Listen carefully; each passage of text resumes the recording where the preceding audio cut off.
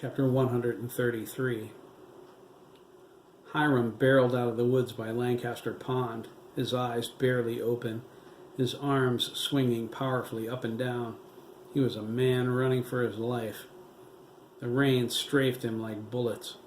They drowned out all sound around him except for the thunder.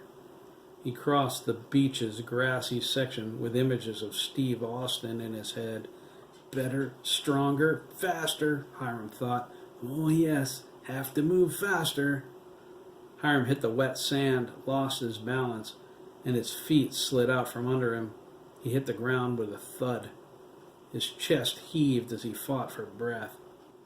Christ, they're fast.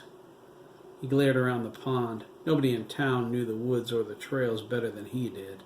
Years of hunting made him a virtual living GPS. Still, every time Hiram thought he lost the sick-looking little bastards, one of them would pop up out of nowhere.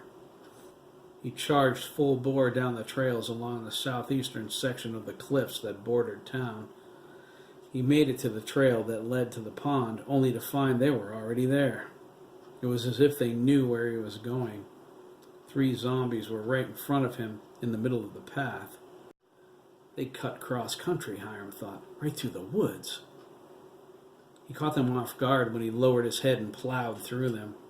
They assumed he would run away. Not likely. Hiram had the advantage in the open. He concluded the good thing about being chased by someone dead was he could smell them at 1,000 paces. Hiram rolled to his knees and scanned the woodline. He wasn't running anymore.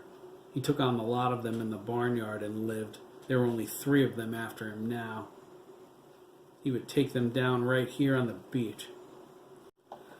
The sirens he heard a short time ago must be the fire department. Something blew up over at Dougan's house. It has to be Margaret, Hiram thought. That black magic bitch raised the dead and sent them after me. Well, it'll take more than that. Lightning crashed nearby, and he jumped. Thunder followed right along with it. The storm was overhead now. Hiram was glad. There were no streetlights down here. It was as black as pitch. He only saw clearly when the lightning flashed. It wasn't as clear as he wanted, but it was enough. He wondered exactly where those dead freaks were, and what about their buddies, Hiram wondered, his breath about caught. Why are only 3 of them after me? He decided. Let's not question good fortune. Hiram got to his feet and stared at the woods. He didn't dare blink. It must be close.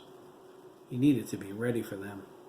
His hands worked, prepared to rip apart the first thing that moved. Behind him, the tops of 3 heads appeared from underwater. The zombies walked across the floor of the pond, headed for the shore. Each step brought them up a little more. They stared intently at their molester and killer. Chunks of their rotted flesh fell away as they rose past their chests. They stepped carefully onto the beach, fanning out, preparing to attack. Kyle took the point. He had Hiram's hunting knife in his hand.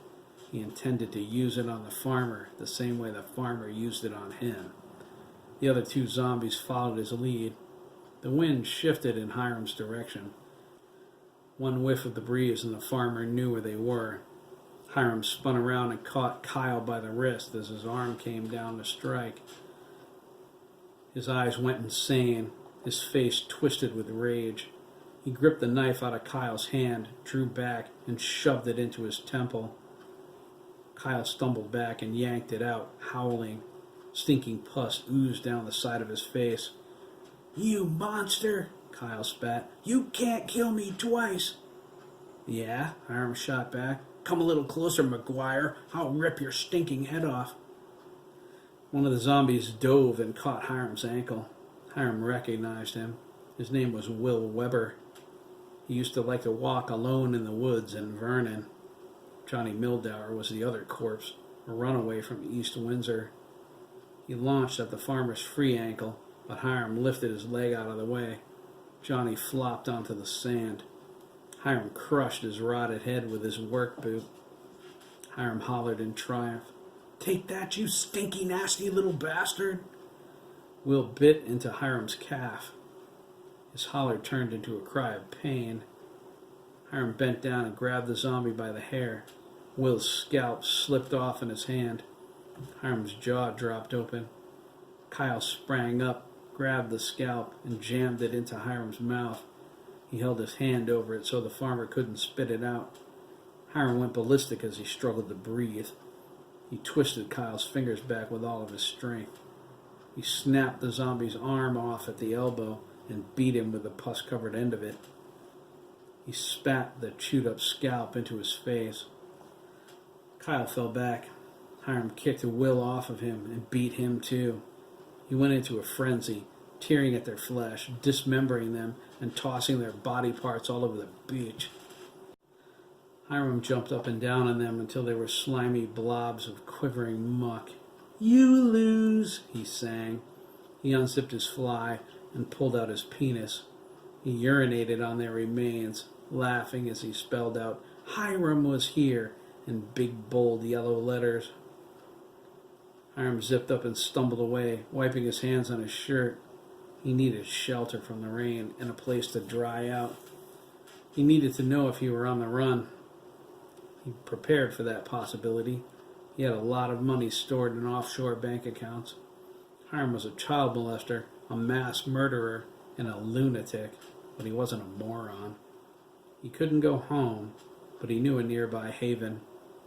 Hiram was one of the few people in Lancaster who knew where Lyle Gibbons kept his spare garage key. As soon as Hiram was gone, Frank Garrison stumbled out of the woods. He walked through the dismembered corpses, turning in circles, holding his head. A hand grabbed his ankle. He spun toward it. Will glared at him. "Traitor!" he spat. Frank ripped his leg away. "Screw you!" he cried, backing up. His voice sounded strange. He held his chest. He had no heartbeat or respiration. He forced the words out of his mouth with no breath. He choked back a sob. "The farmer didn't kill me. You did." He thrust his arms out. "Look what you did to me, man. I'm a monster." "He's not like us," Will said. "Can you feel it? He's not connected to us through Jeremy." "Smells like the living," Kyle sneered. "Living dead." "Go to hell." "Vengeance is ours, Frank," Kyle whispered. "Help us kill them. They deserve to die." "No," Frank exclaimed. "I'm not a killer." He ran toward the farm, his hands over his face as he wept. "I'll never help you. Never." "Not yet," Will whispered, "but you will get hungry." "Brains, brains," Kyle mocked. Will and Kyle's eyes closed, and they were silent.